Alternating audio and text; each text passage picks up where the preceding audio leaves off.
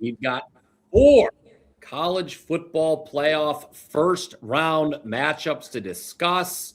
Free plays and opinions on all 4 coming right up. This is the official first round college football playoff preview on the BLITZ. I am, of course, Bryan Power, joined by my good friend Ralph Michaels and Ross the Boss Benjamin. Ross is back this week. Ralph is back as well.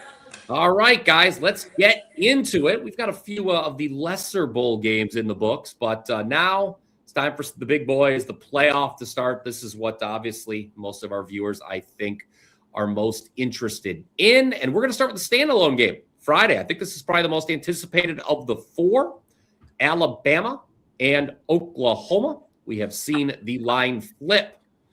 Ralph, Alabama opened as a 1.5-point favorite. Personally, I thought that was a fair number, but probably on the basis of how poor Alabama looked in that SEC championship game against Georgia, Oklahoma is now the favorite as we speak Thursday afternoon.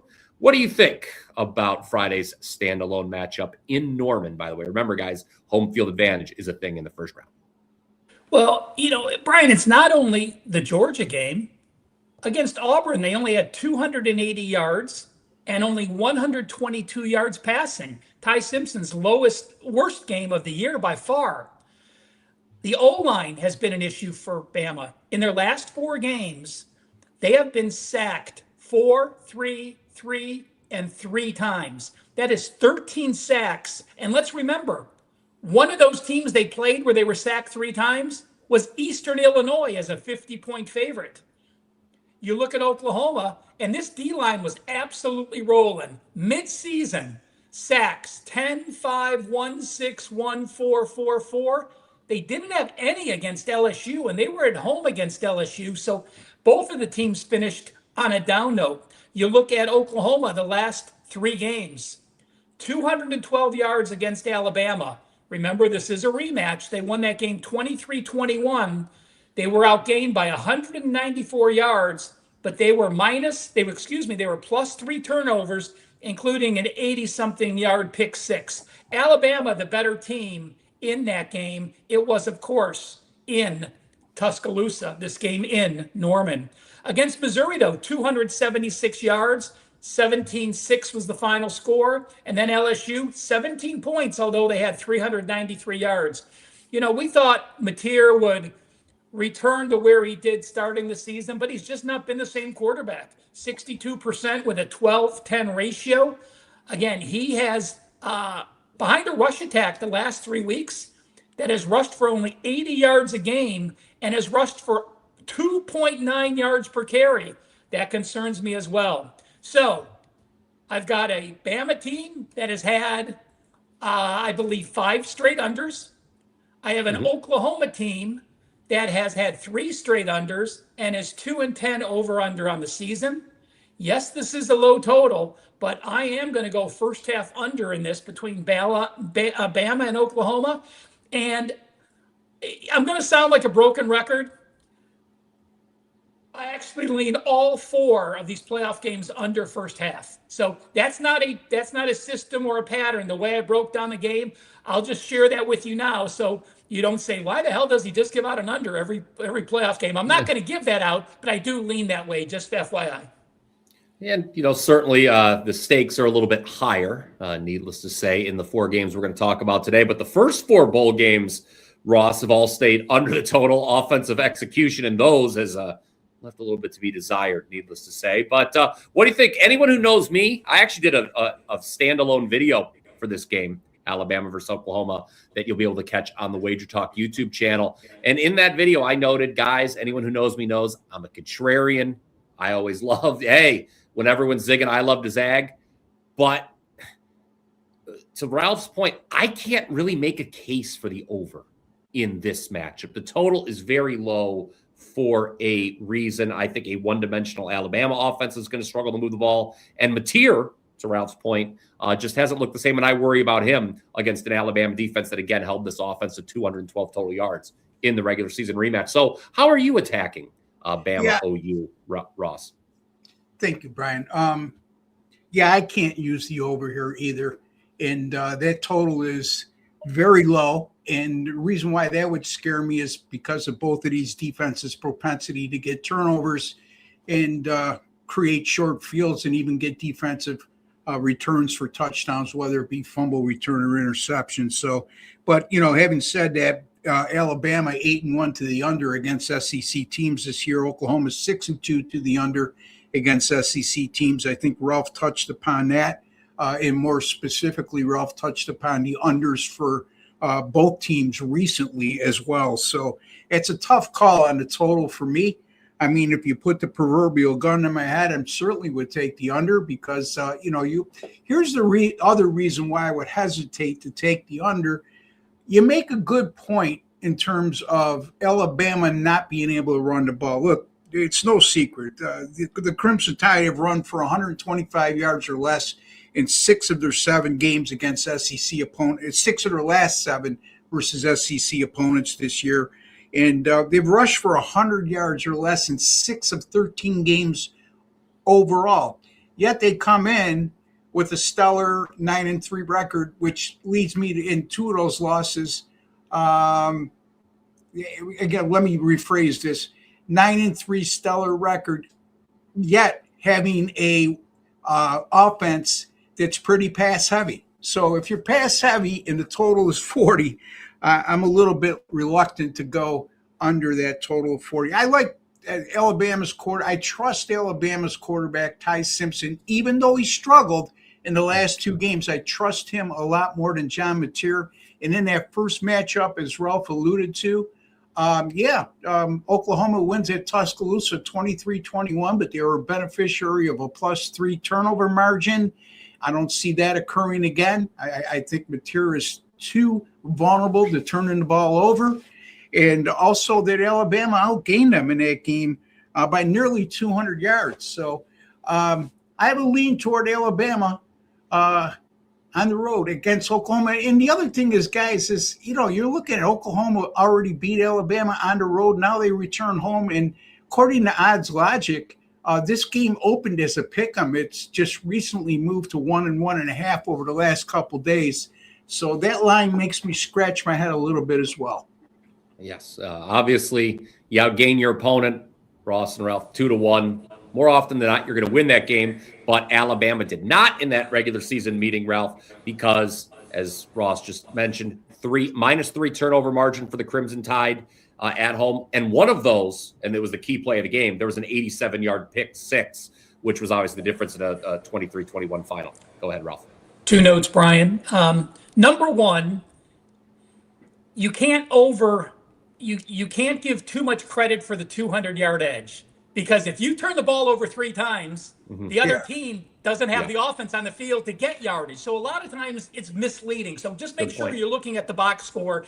Is this a misleading one, or did it lead to where they had 3 short touchdowns, so they couldn't even drive the ball down the field? So this was a case where Alabama was the better team. They lost because of -3 turnovers. But I just wanted to warn you not to automatically use that. And just an FYI to remind people, last year, the home teams went 4-0 straight up in ATS. And the first 2 games went under, the last 2 went over. But last year they were -6.5, -7.5, -7.5, -13.5. So we had no teams with the lines between the threes like we do in this game. So it'll be an interesting test. All right. I'm going to go, Dan. Go ahead, Ross, actually, first. Yeah, just a counterpoint, Ralph. You make a lot of sense when you say that about the turnovers, and that would be true. But this is not an Oklahoma offense that was a juggernaut this year. So 100%. Mine was just a general statement more about other teams when we do bring it up. I mean, there's games when you're 4 turnovers and you get the ball 4 times in the red zone and you score 4 short touchdowns, you can't get any yards. So or you get a defensive touchdown and have to kick off again and you're on defense again. Yeah. I'm going to throw this one at you before we hit some comments in the chat, because I mentioned this in my standalone video, guys. All this controversy, who's in, who's out of this college football playoff. I think something that really hasn't been talked about is Oklahoma being seeded 8th and getting a home game. This is not one of the 8 best teams in the country, Oklahoma. I get that they beat Alabama. It seemed that the people who the committee, if you will, really valued that regular season win. dare I say, almost overvalued it because there were times that Oklahoma just didn't. Remember, guys, they struggled against LSU in one of the late in the regular season. So, I don't know if any of you guys want to touch on that. I thought Oklahoma at number 8. Just no, I don't agree that Oklahoma. I think they're the worst. I have them power rated, Ross, as the weakest non-G5 team in the playoff. Yeah, and they are. I agree with you 100%. I will say this, and I don't want to open up a Pandora's box because we're going to move forward, but the case of Notre Dame being left out was absolutely ludicrous to me. Sorry, guys. How do you take Alabama over Notre Dame? I know they played in the SEC.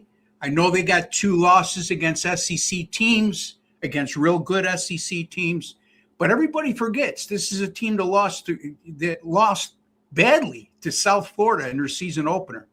And it's not exactly like South Florida was a top 10 team. They were very good. They were inside the top 25 for most of the year, but Notre Dame loses 2 games by a combined 4 points against number 3 Texas A&M and the following week Miami on the road. Okay, so I don't know how you come to the conclusion that Alabama deserves to be there more than Notre Dame. And I do agree with you, Brian. It's asinine, the 2 Power 5s. I have Notre Dame as a 16-point favorite over James Madison. No way 2 Group of 5 teams should ever be in it. Unless they played at least 4. If you played 4 Power 4 road, every team in football except Florida or Georgia plays 4 Power 4 teams on the road as a conference because you have to. Well, you can blame the ACC for that. Yes. Right. Yeah. The ACC is the one who screwed this up because they put Duke. It should have been an automatic spot. Yeah. So they'll fix it. They'll fix it moving forward. Oh, yeah. It'll be fixed. All right.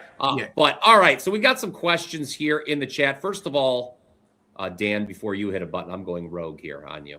Pardon me. Frank says, thank you guys for all the info. You were so amazing. So much knowledge.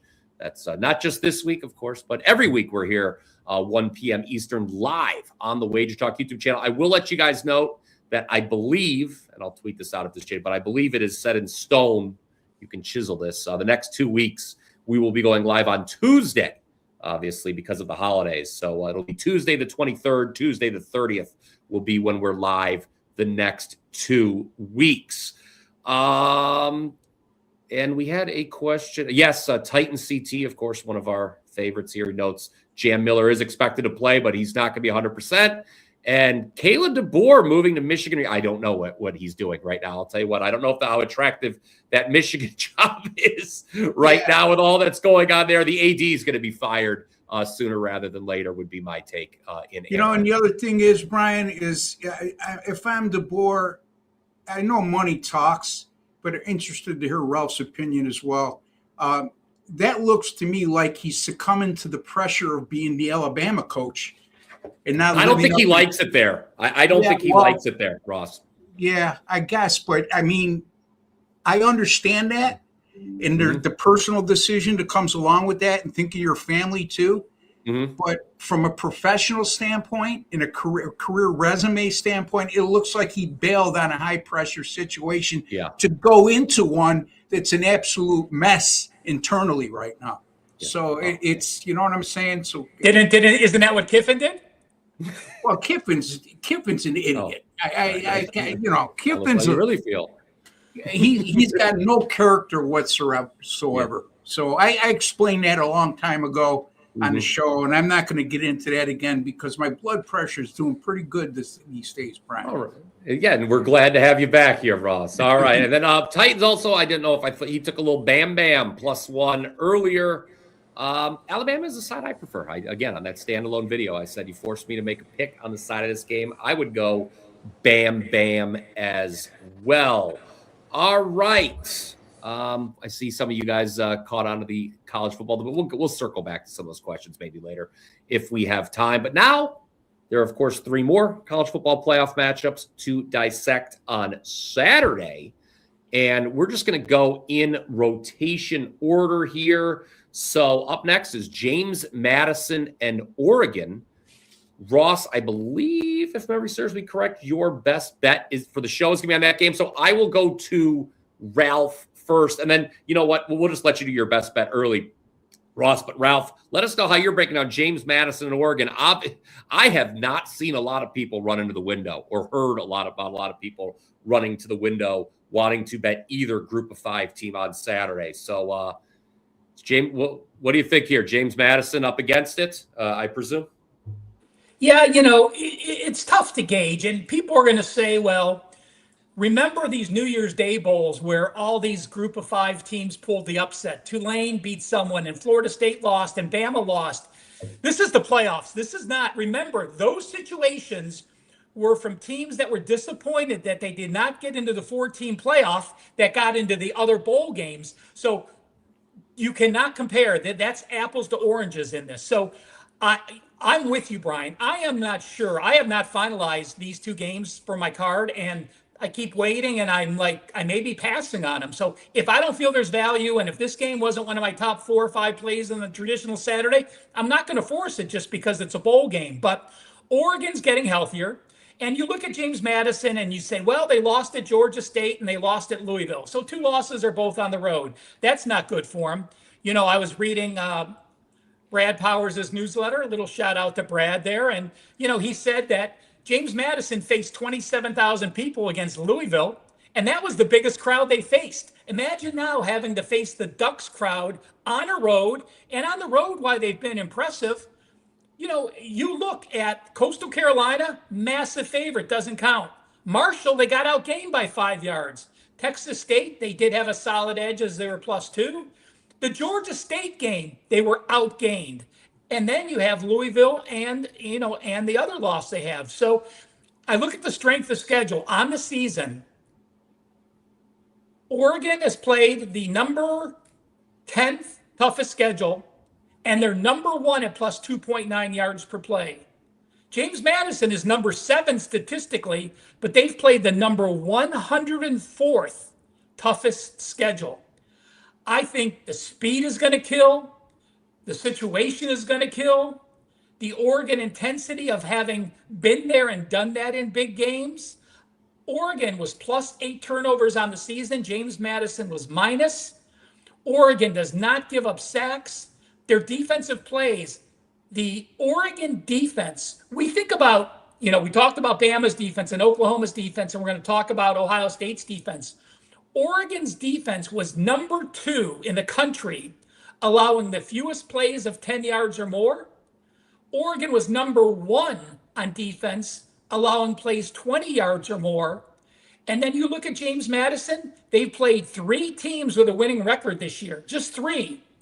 And on offense, they were number 126 on offensive plays, explosive. So they're a very good bully. They're like Penn State. When they're playing a team that they're favored on, they will run up the score. Statistically, they will play very well. They have not played well against winning teams, and this winning team is at a whole nother level. I'm not sure I'm going to get there, but Oregon is the absolute only way I can go. Yeah, I see in the chat again, I'll shout out to Titan CT. He mentioned not a fan of Oregon coach Dan Lanning, but looks like a royal flush. I will say this about Lanning and Oregon, guys. Remember this. You talk about motivation, always key this time of year when handicapping these games, guys. Oregon last year got the bye into the quarterfinal and got absolutely humiliated by Ohio State. I think they wanted this home game. I think they're going to be out to prove a point Saturday against James Madison. But, Ross, of course, the point spread is the great equalizer. My power rating's right in line. I have this power rate as a 3-touchdown spread. That's where we're at.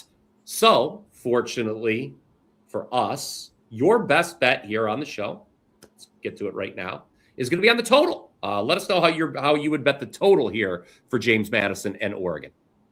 Ralph, first of all, James Madison beat Georgia State 14-7. They only have 1 loss this year. Oh, my apologies. I didn't want you to look stupid. They had. Well, I can look stupid myself, but thank you. You know what? In my mind, Ross, they had. I think they had 280 yards, and yes, in my mind, you're right. They won 14-7. They only had 285 yards in that game. Yeah. So yes, you were correct there. I just don't want to misinform you. So, like I told you before, Ross, don't listen to what I say. You got to know what I mean. Yeah. I know what you mean, but I know you well. But the people out there listening. Yeah, I missed that. Good catch there, Russ. I missed that accident. Yeah. So anyway, all right. So, look, let's look at the total here, which I believe is around 47.5 right now. Brian, correct me if I'm wrong. But, they say defense travels well. And I think that's going to be James Madison's calling card here is, their defense has been absolutely phenomenal. Now, having said all that, I know, let's talk about the obvious. They haven't not faced an offense with the type of athleticism or speed that they're going to see on Saturday with Oregon. That's obvious, right? But still, at the end of the day, 15.8 points allowed, 248 yards per game, only 41.1 yards per play. They haven't given up over 27 points all year long. And this Oregon defense, not bad themselves. I think Oregon, we lose sight of the fact that Oregon has a good defense. Because of their reputation for having that high-flying, explosive offense, and rightfully so. But their defense is here against extremely good competition, allowing less than 15 points per game and 4.2 yards per play, 251 yards per contest. I just think JMU knows they can't get into a track meet with Oregon, nor do I think that they're capable of getting. If it turns into one team scoring a lot of points, it's definitely going to be Oregon. But I don't think that's the case. I think that James Madison will stay in this game at least early on with their defensive prowess, and I don't see Alonzo Barnett in that Duke's offense doing a hell of a lot throughout the course of this game. And I'm going to go under. I like this game to go under the total of 47.5. All right. Under 47.5 it is. Ralph, you wanted to follow up? Can I go back to Ross? So, yes. Ross, I was looking. Oregon allowed over 313 yards twice. Yeah. That was against Indiana and USC, two pretty good damn offenses. So it just shows you. I'm gonna be the devil's advocate, Ross. So I don't think JMU is going to snap the ball with under 5 seconds left to go on the play clock. No. Might you think about using the first half instead of the full game? Because if they're down by 14 points in the second half, that tempo goes away and they start snapping the ball pretty damn fast. Yeah. Well, again, you could snap the ball once every 2 seconds. If you can't move the ball on a stellar defense, it doesn't matter. But to your point, Ralph, it's what we usually see, right? So it's a good point. And thank you for bringing that to everybody's attention. You said their toughest game against Louisville. Louisville's not a bad team. They're a bowl team. At one time, they were ranked inside the top 25. They gave Miami one of their losses this year, and they held Louisville to 264 yards. Now, I'm not trying to compare Louisville to Oregon because it's apples and oranges, but this is a defense that's capable. Actually, when you look at 264 yards allowed against Louisville, it seems a little out of proportion that Louisville scored 28 points in that game. I don't know all the specifics and didn't look at the box score, but this is a pretty damn good JMU defense. So again, if this game stays somewhat tight within 2 scores, I think the under will look really, really good. If not, I still could see Oregon winning this game like 38-10 or 38-7, somewhere in that area, 31-10 or 31-7. Hey, Ross, just FYI, Louisville's touchdowns. Yeah. A 4-play, 75-yard drive on a 64-yard pass, and a 78-yard rush, and a fumble return in the end zone. So they had a defensive touchdown, and then really, they scored 2 touchdowns on 6 plays with 2 massive long plays. Yeah. So they got. In other words, if they can keep away from the explosive against Oregon, or even minimize the explosive plays offensively against Oregon, they could very well hold Oregon to 31 or less. We'll see. Yeah. We had a question in the chat about James Madison's team total. Now, I looked that up at the some of the more widely available sports books. That number is currently sitting 13.5, which obviously it's a tough number because obviously if they get 2 touchdowns, JMU, that's a loser. But I will say, I mean, if this game stays under, Ross, and you made quite a case that it could, it's very likely that James Madison's not scoring a lot. I mean, right? Because you made the point that, hey, Oregon can't get into a track meet, Brian. Yeah. Absolutely. Yeah, and they've scored 14 points on 2 separate occasions this year. The one game that we just discussed against Louisville, and the other game that Ralph brought up at Georgia State, where they only won 14-7 and had 285 yards of offense. So, yeah, I mean, if I was to play a team total, I certainly think there's a lot of credence to going under that 13.5. All right. That's another game down here in the college football playoff. Still 2 more to go, guys. Everybody watching live, I will let you know the other 2 best bets that we've got coming up, Ralph's and my own, are actually on non-college football playoff games. But if there's any other games that you guys have a specific matchup you might want our opinion on, feel free to drop that comment down below, and we'll try to get to it here before the show is up.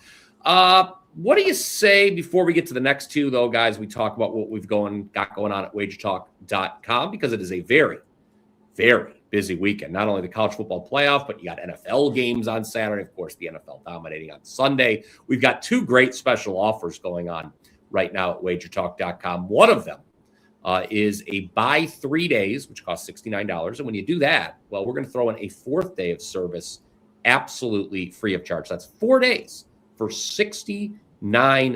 It's a pretty good deal, and that covers all sports from your favorite handicapper. You can get Ralph, Ross, and Mike. You can get all 3 of us for that $69 price. Or if you want to lock in longer term, got an even better deal, 10 days of picks, again, all sports, $99.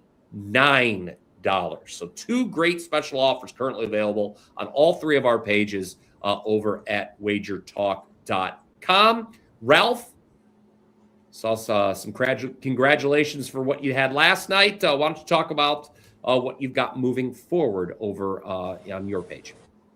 Yeah, thanks, Mario. But it wasn't that easy of a 5%. I had a play on San Francisco, and they're up by 20 at the half, and then it's 20, and then it gets down to 16, and then 14, and they ended up winning and covering, but I cannot use those late night games because I go to bed early. So like I wake up and see the games in the second half, and then I stay up and start going nuts watching it. So, I'm not sure how big of a card I'm going to have, to be honest with you. 5 years ago, I used to make all my bowl plays at the beginning of the bowl season and basically be done. But again, you can't do that nowadays. I'm not massively in love with anything, but I do want to mention, Brian, I lost an NFL teaser. That's a rarity. 30-11 now on NFL teasers the last 2.5 years. My bowls, number 1 last year. I am 0-1 this year. I had a 2%, only a 2% play thus far. So you haven't missed anything. But I do want to point out, Brian, do not buy that 3-day and get 1 free, because if they buy the 10-day right now, think about what they're getting. They're getting this weekend, they're getting next weekend, and they're getting the biggest bowl week in between. It's a no-brainer to get the 10 days for $99, basically the price of 2 weekends. So someone else in our chat said, hey, I might get the Weekend Warrior this week. Don't do it this week. Whoever you're going to get, take advantage of the 10-day special for $99. You get 2 full weekends and this entire Christmas week of bowl games, which is awesome. Yeah, Christmas Day NFL as well, Christmas Day NBA as well. Ross, I believe your phenomenal season just keeps chugging on. So why don't you talk what you've got going on over at your page right now? I'm also transparent, Brian, and it's been a rough last 5 or 6 days. But having said all that, my college football bowl action continues to roll as I open the bowl season. I did not have a play in the Boise State-Washington game, but I did cash in on a 3% play on Jacksonville State. And I also had a 2% winning total last night, an easy winning total. It helped me out, Ralph, talk about not remembering what games went when. One of the 2 games I had was the under It was Delaware? USF with both quarterbacks out, Yeah. and Old Dominion with the running USF freshman game under the quarterback. total. I'm sorry, folks. A little bit of a brain freeze there, but 2-0 to start the bowl season. Now 42-21 in bowl games and playoff games since 2023. So all sports, folks. 250 and 181 run since May the 13th, up 172.51 units during that course of time. And that's with the bad run I've had of late. So my point being is this, that's over 7 months. And right now, you can get my 365-day all-access pass, everything I put out in every sport on the premium side, including 5% best bets, for just $11.88. But here's the caveat, okay? You have to use a special link to get to that because it's only a special for myself right now. And that link, I hope Dan has it up, which I'm sure he does, is wt.buzz/Ross365. wt.buzz/Ross365. That's $99 per month. It amounts to all 365 days of all access. And I just gave you 172 units in net profit over the last 7 months. What else do you need? All documented by WagerTalk.com. If you don't believe WagerTalk.com, you don't believe our documented records there, then turn the show off. Oh, a strong punctuation mark there from the boss. All right. Hey, Ross, let me ask you this. Are you too old to give us a percentage after 42 and 21 where you had to go to a calculator?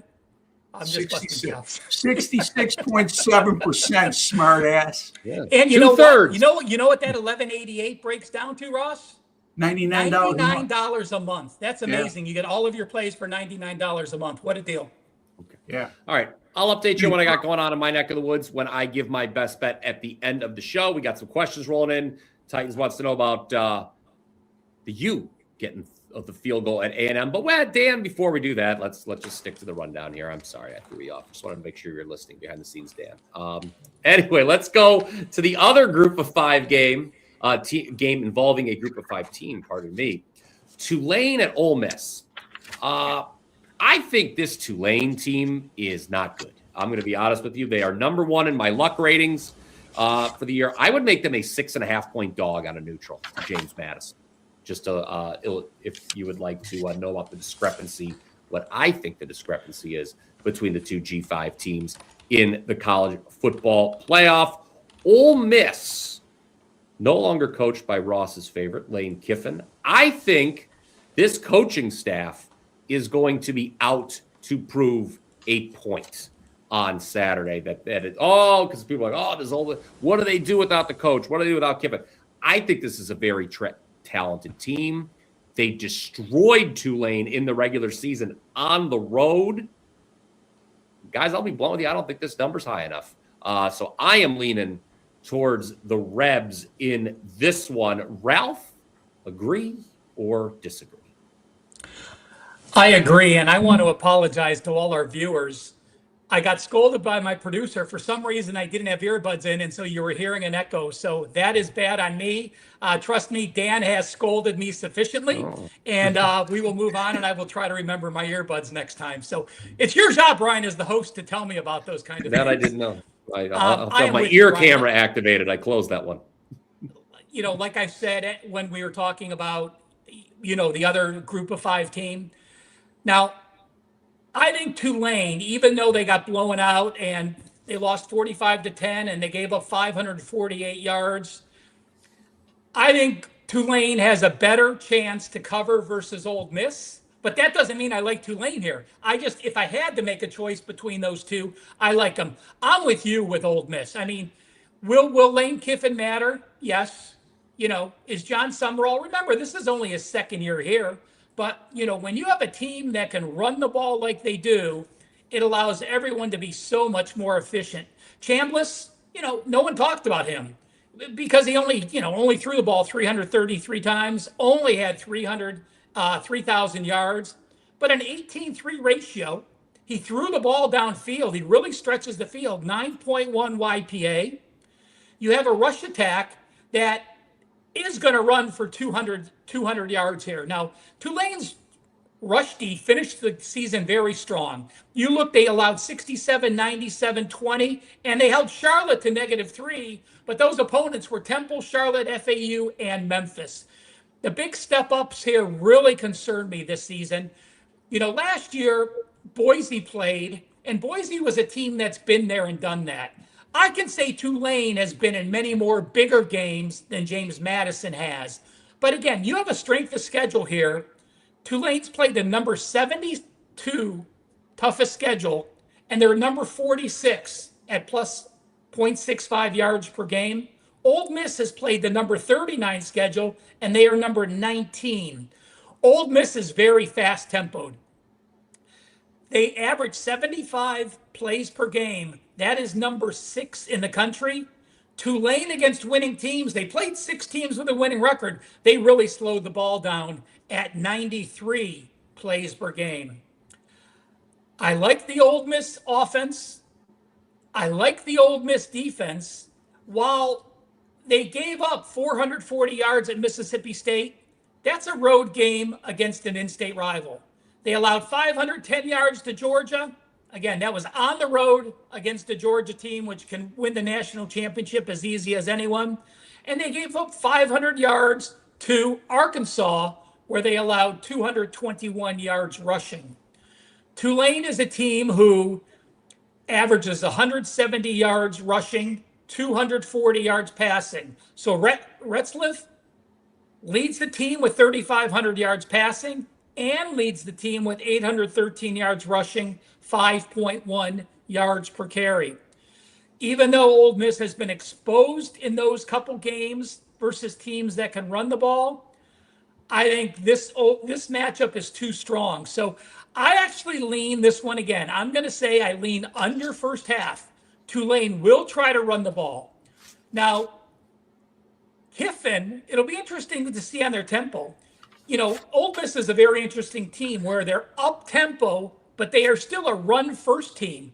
They ran the ball 100 more times than they passed the ball. And when they get a first down running the ball, they still play up tempo. It'll be interesting to see what the new coach does if he keeps that tempo up. I'm going to say he doesn't play as fast because they're at home. They want to be conservative. They'll try not to make mistakes.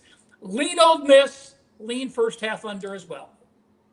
All right. And of course, while so much of the talking point on this game, Ross, will be about Kiffin's departure at Ole Miss. Of course, John Summerall leaving Tulane for Florida after his team is eliminated. We know that you like Ole Miss personally more without Kiffin, Ross. What about this game? What do you think about the number here? I think, it seems like Ralph kind of felt the same way. Number feels like it might be a little bit short based on that regular season meeting. There was nothing misleading about it, not like Alabama, Oklahoma. It was 23-3 at the half, and that was, again, on the road. Now the Rebels are in Oxford. Your thoughts? If I was the head coach on Saturday and Ralph was the offensive coordinator and Bryan was the defensive coordinator, we would still win and cover. Meaning we were coaches for Ole Miss, by the way. We'd still win and cover this game. I'm telling you. You talk about personal, me being a personal fan of Mississippi without Lane Kiffin. If you're a Mississippi fan, you Rebels fans out there, I hope your team wins a national championship to stick it to that idiot scumbag head coach that you had. That's the bottom line. Let's get to the specifics. Tulane 11-2. The Ole Miss game, you lose 45-10 at Ole Miss. You're going to Ole Miss again. There was nothing fluky about that. Like Bryan said, look at the total yards, 548 to 282. They were totally outclassed, and it was a mismatch. What would make anybody think this would change right now? I don't know. I mean, stranger things have happened, but the laws of probability are with us in our opinions here. And look, Tulane, 4 wins this year by 7 points or fewer. Listen to these 4 wins by 7 points or fewer. South Alabama, East Carolina, not a bad team, Army, and Memphis. Okay, so now they're going up against an SEC foe on the road that's going to be highly motivated with everything that's transpired there. And you don't take games in the college football playoffs lightly, okay? This isn't the NFL where you beat up a division opponent early in the year and then later in the year you're just not up for the game. This is the college football playoffs. It's for the national championship, not this specific game, but you can't win a national championship unless you win the first game, okay? So there you have it. I think you know what my opinion is here, guys, at this point. Yes, I think it is very clear. Ross has made two opinions abundantly clear. Number one, does not like Lane Kiffin, will not be having him over for Christmas dinner. And number two, doesn't like Tulane's chances in this I want game. to see you guys' offensive and defensive game plans at the end of the show to make sure that I verify everything's good to go.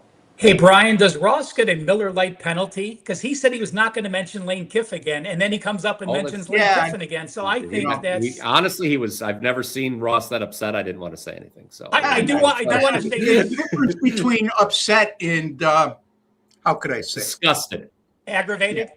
Yeah, it's not even aggravated. It's just I think Lane Kiffin's everything wrong with college football right now.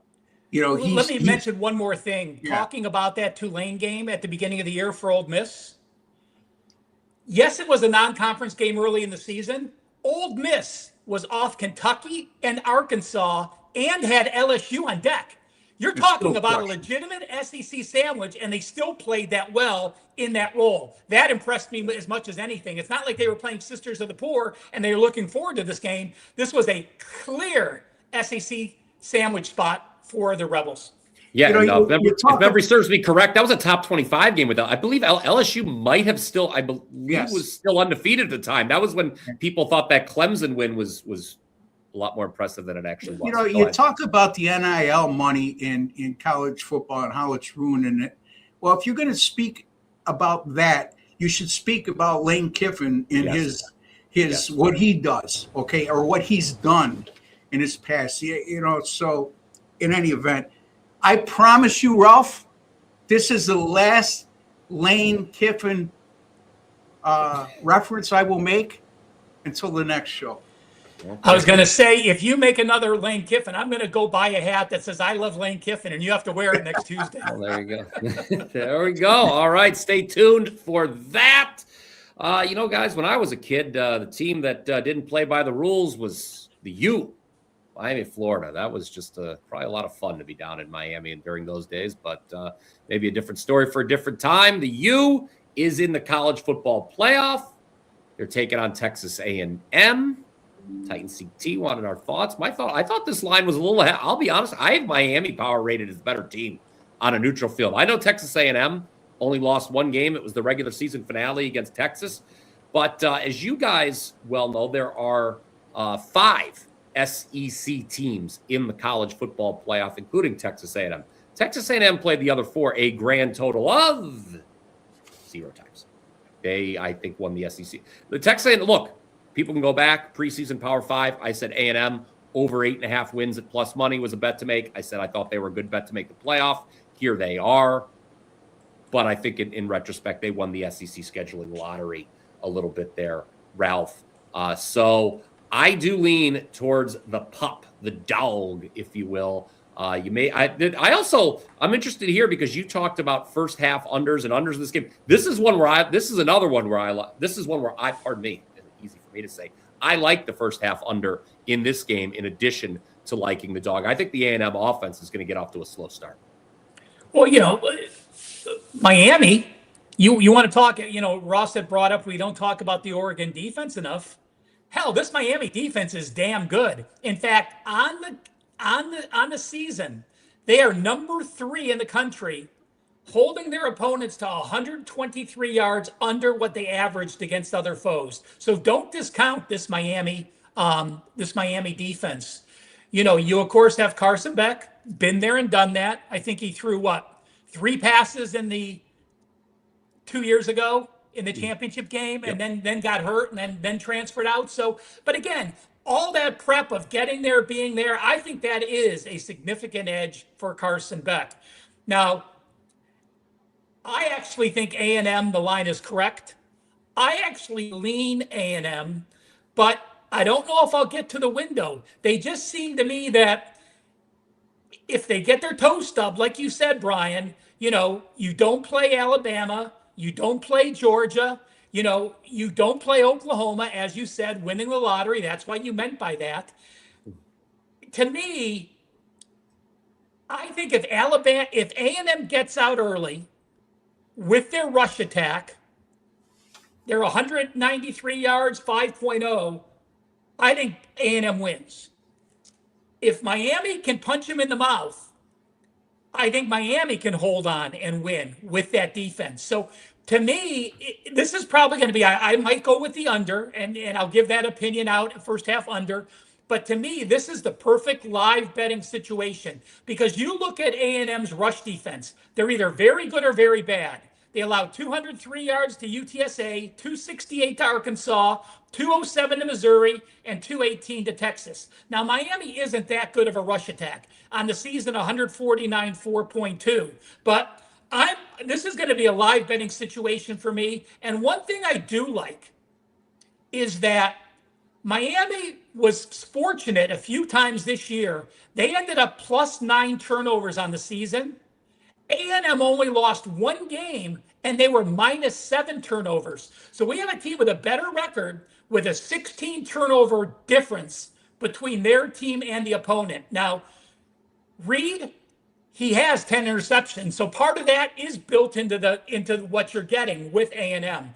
A 25-10 ratio for Reed, but you look at Beck was 26-9, so they were almost identical. YPA, they were both 8.7.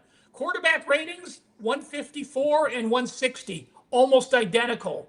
Running rush attacks, I give A&M the edge. Defense, I give Miami the edge. Special teams, small edge to Miami. Coaching edge, I'll take Elko over Cristobal all day long. I think Ross is probably going to go put Cristobal in the Lane Kiffin thing there. No. I'm going to guess. We'll see what happens. No. Under and live betting situation for me, I'll say this. If any team is up by a touchdown or more after the first quarter, I may be live betting that team. All right. A lot of angles, I guess, that both Ralph and I are attacking this one on. Ross, what if you have a favorite, what would that be? Or what would you like to let us know about this? It's all about the you, Ralph. Yeah. There you have it, the you, baby. Hey, you could be in that convict group. I'm more of that Catholic group, Yeah, well, I'm Catholic too, and I grew up with a lot of convicts. So, I best of both worlds. Anyway, look, Cristobal, yeah, I agree. Elko's a better head coach, a game manager. He makes better adjustments throughout the course of the game, et cetera, et cetera, et cetera. But no, Cristobal's not in the same realm with me as Lane Kiffin. He's a former UM grad. He's true blue to that university. Anyway, look, here's what I'm shocked that Ralph didn't bring up. Texas A&M is the lowest rated defensive team in a 12-team field. Let's look at some of their vulnerabilities here. They win at Notre Dame 41-40. They gave up 40 points to the Fighting Irish. They also gave up 537 yards to Arkansas, who, by the way, I think they finished 3-9 or something like that. They struggled to get by South Carolina, having to storm back from a huge deficit to win 31-30, and they gave up 388 yards to an anemic Gamecocks offense. They gave up 397 to Texas, and against UTSA, the Roadrunners racked up 373 yards of total offense against A&M on their home field in their season opener. So Carson Beck, he got hurt 3 plays in the national championship game a couple years ago, but the bottom line is this guy's been there and done that. You can't ignore that fact. Now, the sophomore quarterback for A&M, Ralph, he's pretty damn good, right? But when you look for a quarterback advantage here, and I got a senior in Carson Beck who's had big game experience throughout his career, and you're thrusting a sophomore quarterback into his first big game, if you want to count the SEC title game, I guess. First big game scenario. Well, he wasn't even in the SEC title game. I take that back. So I just like Miami's defense. By the way, Ralph, you brought it up. 10 points or less in their last 4 and 5 of their last 6 games they've allowed. Miami, a +9 turnover differential. I think you brought that up, Ralph. They don't have the signature wins maybe that A&M does. They crushed Pitt 38-7 at the end of the year. They did beat Notre Dame. I guess that's a signature win. But I like Miami here, guys. I really do. So it's all about the U, baby. Give me the points. All right. A spicy Ross Benjamin, a spicy boss today on the program. Yes, this is the early kickoff, by the way, although it is listed last in the rotation order, guys. Just make a note of that. I see Jacob Hefner in the chat saying that he thinks the early kickoff would be an advantage to the U. I see Frank. I see your question about Clemson in the chat. We're going to save that. That game is not for a while. I'll let you guys know. I mentioned earlier in the show, programming note, it's going to be next Tuesday live at 1 p.m. Eastern. Myself, Ross, Steve Merrill will be the panel for next week's edition. But I think I'll let you guys being in the chat, dictate a lot of what the direction of that show. There's a lot of different bowl games, obviously. We'll try to hit on as many as we can. And then the week after that, when we're on Tuesday again, we'll be able to talk college football playoff quarterfinals. Then I am going to, for my best bet, guys, I'm going to squeeze this in here real quick. This is a far less important game than any of the ones we've talked about here so far, the 4 playoff games. It's for tonight, as a matter of fact. So hopefully another reason to watch live. Guys, you never know what games we're going to give these plays out. But I like Missouri State now getting 1.5 against Arkansas State. It's been a great start to the Bulls. Needless to say, guys, we went 2-0 last night. Now 3-0 to start the Bulls. We love the Bulls. 18-8 all college football since November 1st. That's in addition to being 67% in the NFL, all sides in totals the last 5 weeks. And we're even on a nice 17-4 run in the NBA as well. So WT.buzz/BP is the place to go for me. And yeah, guys, Missouri State is very similar in my view to a winner I gave out last night. That was Delaware. Why are they similar? Well, Delaware, a first-year FBS program, obviously. These smaller bowl games, it's not like the playoff when you know what both sides are motivated. These early bowl games, it's all about who's motivated. I knew Delaware was going to be motivated last night. There's that stupid rule usually where teams transitioning into an FBS role can't even get into a bowl because some teams didn't even want to go to a bowl. Delaware got in. Missouri State gets in as well. They're going to be motivated. This line's bounced around. They were actually, as of this morning, Thursday morning, they were a favorite for some time. Odds makers still basically asking you to pick up a straight-up winner. I think it's going to be Missouri State winning this game. You talk about coaches that we don't like. Crying Butch Jones at Arkansas State has never been one of my favorites. So Missouri State in the Xbox Bowl. I was always more of a Super Nintendo guy myself, but nevertheless, my best bet's Missouri State in the Xbox Bowl. And Ralph, time for you now to close it out. The third best bet. The floor is yours, my friend. Well, we have the CUSA champion against the MAC champion. So we are actually talking some motivateds. And, we basically have, I think, only 1 or 2 opt-outs, one for each team. I do like Western Michigan minus the 3. The total's 47.5, and I like the under as well. Listen, with Western Michigan, you know what you have. You have a defensive team that is absolutely going to just run. You look at Kennesaw State down the stretch. Their last 4 games, Kennesaw State has allowed 236 yards per game rushing and 5.7 yards per carry. On top of those last 4 games, they went to FIU and allowed 207, 5.6. And against Indiana, that doesn't count. They allowed 313 and 8.0. Western Michigan has run the ball at least 42 times in 7 of the last 8 games. They've topped 250 yards each of the last 3 games and 4 times this year. The defense for Western Michigan, this team was leading the country in sacks Down the stretch, they had a couple games where they had 0-1-1. They ended up with 38 sacks. People don't talk about Western Michigan's defense like they should, and they're top 30 holding opponents to under what they allow versus the rest of the league. By the way, Kennesaw State, number 90 on defense, where they allow 25 yards per game more than their opponents have allowed. I think Western Michigan is a more established team. We have Lance Taylor now in his third year. Jerry Mack, obviously, again, first year for Kennesaw State. I think Western Michigan, better team, better running team, better defense. We have one major opt-out, but that's it. And this team, after winning the MAC, does want to come home with a bowl winner. By the way, Kennesaw State lost their first 2 games of the season, lost 1 game the rest of the way. Western Michigan lost their first 3 games of the season, not bad losses, Michigan State, North Texas, and Illinois, and then lost just 1 game the rest of the way. So 2 teams that are combined 17-2 down the stretch. Give me the defense and the running team in this bowl game. All right, that's a vote for Western Michigan and a vote for the MAC. Speaking of the MAC, I would be remiss here. I have my Ohio University football. What is going on at my alma mater with Brian Smith? I hope he was not just fired for keeping booze in a drawer, because let me tell you something, as a proud Ohio University graduate, I can tell you there is a bottle of booze in every drawer on that campus. So stay tuned, I guess, there. Brian. And the line went what? Up 3 points. Situation.